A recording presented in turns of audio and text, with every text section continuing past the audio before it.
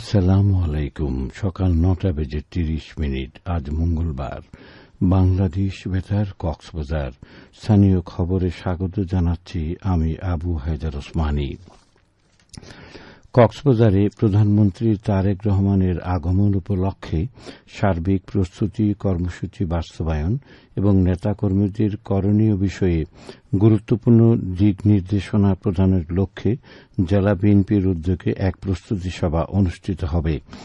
আজ সন্ধ্যায় বিএনপি দলীয় কার্যালয়ে জেলা বিএনপি অঙ্গ ও সহযোগী সংগঠনের সকল পর্যায়ের নেতাকর্মীদের যথাসময়ে উপস্থিত থেকে অংশগ্রহণ করার জন্য অনুরোধ জানিয়েছেন জেলা বিএনপির সভাপতি শাহজাহান চৌধুরী ও সাধারণ সম্পাদক শামীম আরা বেগম স্বপ্না।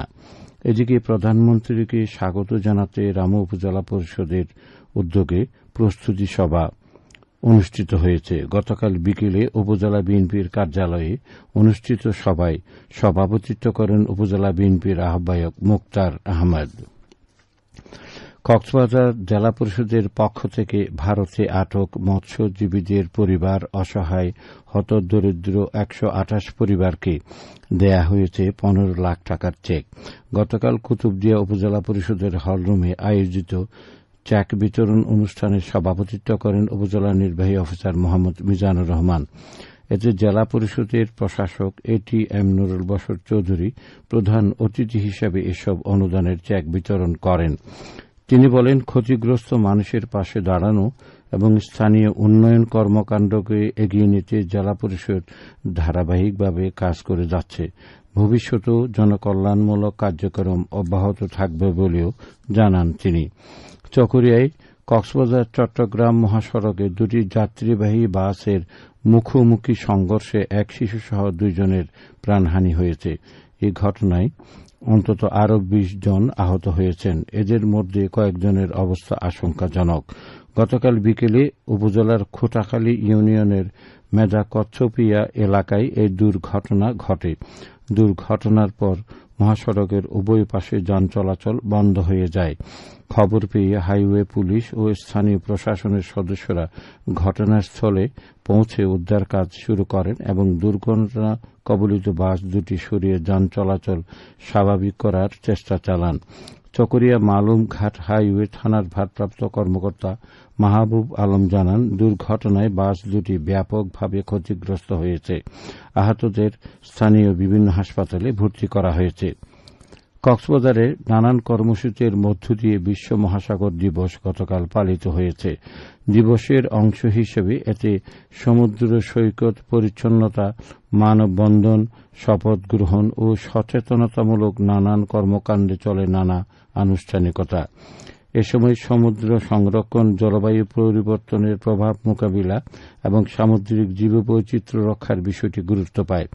ভবিষ্যৎ প্রজন্মের জন্য একটি পরিচ্ছন্ন ও নিরাপদ সমুদ্র নিশ্চিত করতে এ ধরনের সচেতনতামূলক কর্মকাণ্ডের উদ্যোগের কথা জানায় কয়েকটি আয়োজক সংস্থা।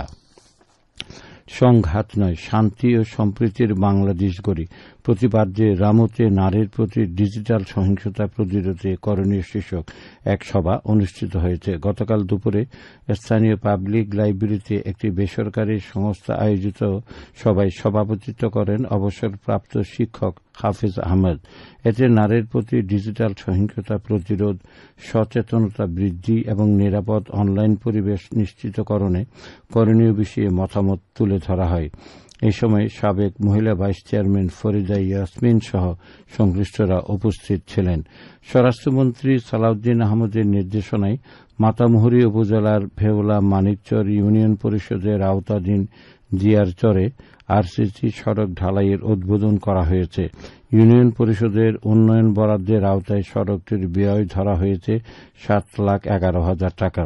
সড়কটির নির্মাণ কাজ সম্পন্ন হলে এলাকার যোগাযোগ ব্যবস্থা সহজ হওয়ার পাশাপাশি সাধারণ মানুষের দুর্ভোগ কমে আসবে বলে জানান ইউনিয়ন পরিষদের chairman S M Jahangir Alam. মহেশখালীতে মাছের স্বাস্থ্য ব্যবস্থাপনা, রোগবালাই ও তার প্রতিকার বিষয়ক প্রশিক্ষণ অনুষ্ঠিত হয়েছে। গতকাল বিকেলে উপজেলা পরিষদ মিলনায়তনে এই প্রশিক্ষণের আয়োজন করে সিনিয়র উপজেলা মৎস্য কর্মকর্তার কার্যালয়। সিনিয়র উপজেলা মৎস্য কর্মকর্তা শাহাদুল ইসলামের সভাপতিত্বে এতে মৎস্য চাষে উদ্বুদ্ধকরণের পাশাপাশি মাছের রোগ বালাই ও তার প্রতিকার সম্পর্কে ধারণা দেওয়া হয়। টেকনাফে অভিযান চালিয়ে ৮০,০০০ পিস ইয়াবাসহ এক মাদক কারবারিকে আটক করেছে কোস্টগার্ড। গতকাল গোপন সংবাদের ভিত্তিতে উপজেলার সদর ইউনিয়নের কেরনতলী এলাকায় বিশেষ অভিযানে সন্দেহজনক প্রাইভেট কারে তল্লাশি চালায় কোস্টগার্ডের একটি অভিযাত্রীর দল। এ সময় এসব ইয়াবা পাচার কাজে ব্যবহৃত প্রাইভেট কার সহ পাচারকারীকে আটক করা হয়। সংস্থাটির মিডিয়া কর্মকর্তা লেফটেন্যান্ট কমান্ডার সাব্বির আলম সুজন বিষয়টি নিশ্চিত করেছেন। আবহাওয়া এখন জানিয়ে দিচ্ছি বাঁকখালী নদীর মোহনা সংলগ্ন এলাকার সামুদ্রিক জোয়ার ভাটার সময়সূচি। আজ জোয়ার শুরু হবে সকাল 10:53 চলবে বিকেল 4:57 পর্যন্ত। খবর শেষ হলো। আমাদের পরবর্তী খবর প্রচারিত হবে আজ দুপুর 2:30